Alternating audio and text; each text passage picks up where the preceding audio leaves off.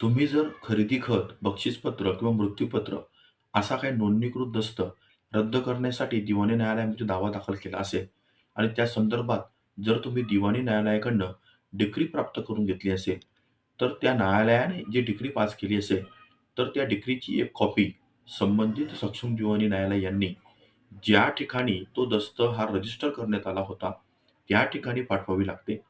आणि अशा परिस्थितीमध्ये त्या डिक्रीची नोंद त्या संबंधित रजिस्ट्रार किंवा सहाय्यक दुय्यम निबंधक यांनी त्या डिक्रीची नोंद त्यांच्या रजिस्टरमध्ये घेऊन तो जो झालेला दस्ता असेल, तर तो रद्द झाला म्हणून त्या संदर्भात एक वेगळं टिपण त्या ठिकाणी तयार केलं गेलं पाहिजे.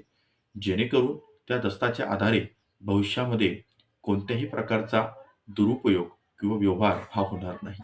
या संदर्भातली जी तरतूद आहे, ती पॅसिफिक रिलीफ ॲक्टचं कलम 31 यातील पोट कलम 2 मध्ये करण्यात आली. धन्यवाद.